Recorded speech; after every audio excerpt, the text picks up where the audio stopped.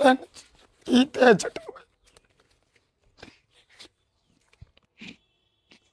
ആരൂടെ പോയാലും എനിക്ക് ഇഷ്ടമില്ല, ഞാൻ നോക്കിക്കൊള്ളാം, എനിക്ക് എൻ്റെ കുഞ്ഞുങ്ങളോടും മതി. ഇതാണ് വൈഫ്. വൈഫ് ഇപ്പൊ പോയിട്ട് 2 മാസമായി. കഴിഞ്ഞ ഇംഗ്ലീഷ് 6-ാം തീയതി പോയതാ. വൈഫ് ഇത് കാണുകയാണെങ്കിൽ ഉറപ്പായിട്ടും തിരിച്ചു വരണം. എൻ്റെ മക്കളോട് എൻ്റെ കൂടെ ജീവിക്കാം വരണം. വരണം. അത്രത്തോളം സ്നേഹിച്ചിട്ടുണ്ടല്ലോ. എനിക്ക് വേറെ ആരുമില്ല. ഇന്നലെ ഞാൻ ഇത് സുഹേൽ ട്രൂ ലൈവ് എന്നൊരു ചാനലിൽ കണ്ട വീഡിയോയാണ്. നമ്മൾ ഈ വീഡിയോ കാണുമ്പോൾ എല്ലാവരും വിചാരിക്കും പാവം പിടിച്ച മനുഷ്യൻ, ഭയങ്കര നിഷ്കളങ്കമായ മനുഷ്യൻ. ആ മനുഷ്യൻ അയാളുടെ ഭാര്യയും മക്കളെയും പൊന്നുപോലെ നോക്കിയിട്ട് അവൾ അയാളെ ഉപേക്ഷിച്ചിട്ട് വേറെ ഒരാളുടെ കൂടെ പോയി എന്നാണ് അവൻ അതിനകത്ത് പറയുന്നത്. ഇനി നമുക്ക് വേറൊരു വീഡിയോ കൂടെ കാണാം, എന്നിട്ട് നമുക്ക് വന്ന് സംസാരിക്കാം. സെക്സ് പരമായിട്ടാണേലും അയാൾ എന്നെ ഒരുപാട് ക്രൂരമായിട്ട് ഉപദ്രവിച്ചിട്ടുണ്ട്. അതുകൊണ്ട് ആ ജീവിതത്തിൽ ഇനി തുടർന്നു പോകാൻ എനിക്ക് താല്പര്യമില്ല.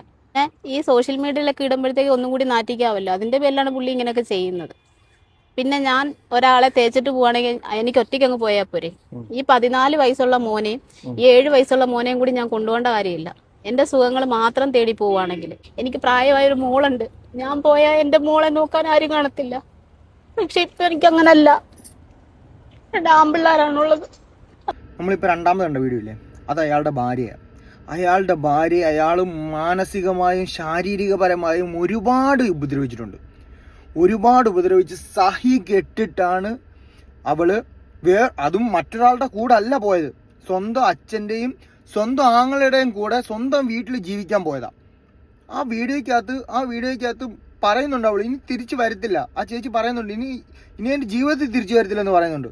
എനിക്ക് ഇതിനകത്ത് ഫുൾ വീഡിയോ വെക്കാൻ പറ്റത്തില്ല, നിങ്ങൾ സുഹേൽ ട്രൂ ലൈവ് എന്ന് പറഞ്ഞൊരു വീഡിയോ കയറി കണ്ടാൽ മതി. ഇങ്ങനെയുള്ള ഒരുത്തൻ ഒരു സോഷ്യൽ മീഡിയയിൽ വന്നിരുന്നിട്ട് എനിക്ക് എൻ്റെ മക്കളെ വേണം, എനിക്ക് എൻ്റെ ഭാര്യയെ വേണം എന്ന് പറഞ്ഞു കഴിഞ്ഞാൽ ആരാണെങ്കിലും വിശ്വസിക്കും, നമ്മളെല്ലാവരും വിശ്വസിക്കും. പക്ഷെ ആ വിശ്വസിച്ചിട്ട് അവരുടെ ഭാഗം കൂടെ കേൾക്കാതെ ഈ കമൻ്റ് ഇടുന്നവന്മാരുണ്ടല്ലോ, അവന്മാരോടാണ് എനിക്ക് പറയാനുള്ളത്. ഒരിക്കലും അങ്ങനെ ചെയ്യരുത്. 2 പേരുടെയും കൂടെ ഭാഗം കേട്ടിട്ട് കമൻ്റ് ഇടുക. ഒരിക്കലും ഒരാളുടെ ഭാഗം കേട്ടിട്ട് മാത്രം കമൻ്റ് ഇടാൻ പോകരുത്.